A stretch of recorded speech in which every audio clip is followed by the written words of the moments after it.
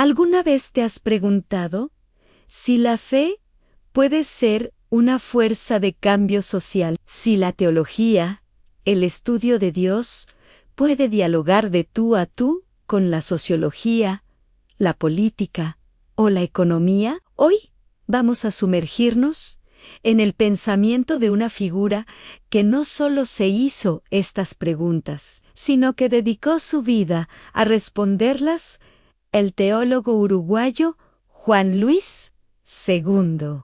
Juan Luis II no es un nombre que suene a menudo en las conversaciones cotidianas, pero su impacto en el pensamiento cristiano del siglo XX fue revolucionario. Nacido en Montevideo en 1925, II fue un jesuita, un intelectual y, sobre todo, un provocador. Su obra más emblemática, Liberación de la Teología, publicada en 1975, es un verdadero manifiesto que sacudió los cimientos de la teología tradicional. Para entender a II, primero tenemos que hablar de su contexto en la América Latina de los años 60 y 70. Era una época de efervescencia política, de dictaduras militares, de profundas desigualdades sociales y de un clamor creciente por la justicia. En este caldo de cultivo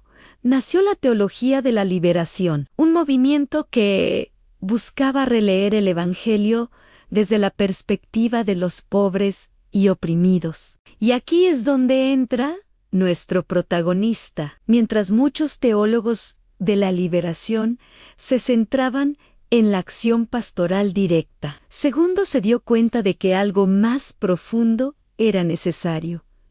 Argumentaba que la teología misma estaba cautiva. ¿Cautiva de qué? De una tradición europea, abstracta y desconectada de la realidad concreta de la gente. Para él, la teología no podía seguir siendo un monólogo académico sobre conceptos etéreos. Tenía que bajar al barro, ensuciarse las manos y dialogar con el mundo real. Aquí introduce su concepto clave, el círculo hermenéutico. Suena complicado, pero la idea es bastante simple y poderosa.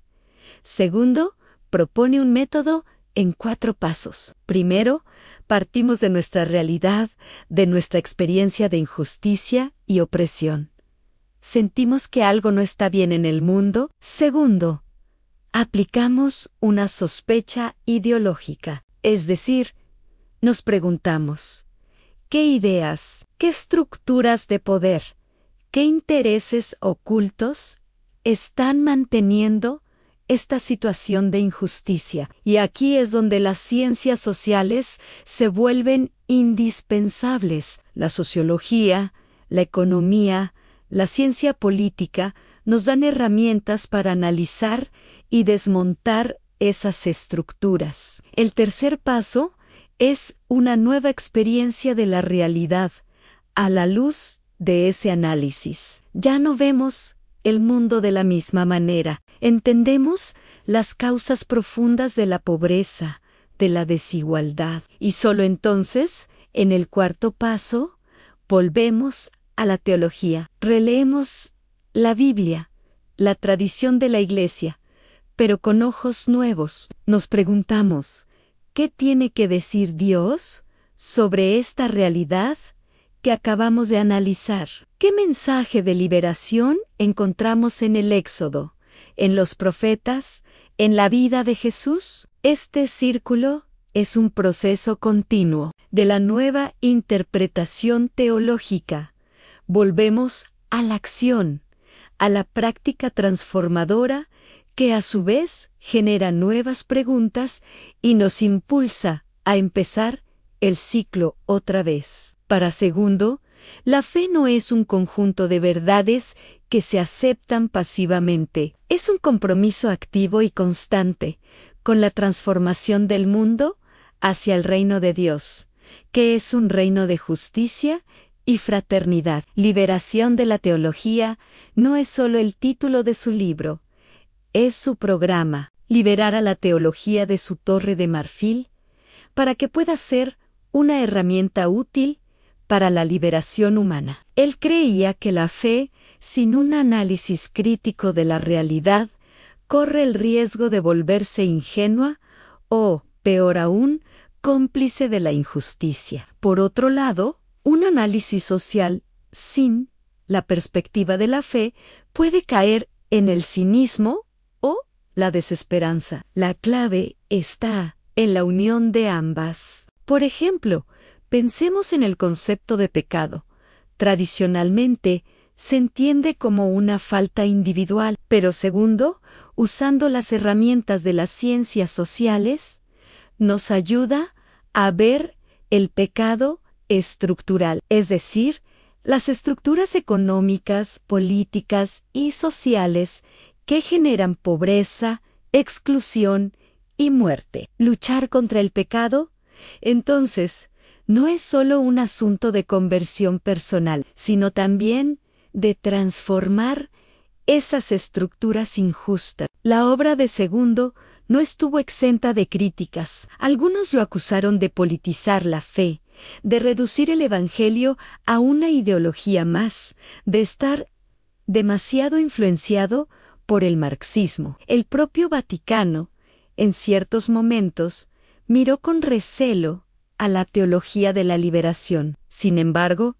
Segundo siempre defendió que su método no buscaba reemplazar la fe con la ciencia social, sino enriquecerla. No se trataba de que la sociología dictara lo que la teología debía decir, sino de que la teología escuchara las preguntas urgentes que la realidad, analizada científicamente, le planteaba. Su pensamiento también nos obliga a repensar qué significa ser iglesia. Para él, la iglesia no puede ser una institución ensimismada, preocupada solo por su propia supervivencia. Debe ser una iglesia en salida, como diría hoy el Papa Francisco, una comunidad que se pone al servicio del mundo, especialmente de los más vulnerables. Una iglesia que no tiene todas las respuestas, pero que se compromete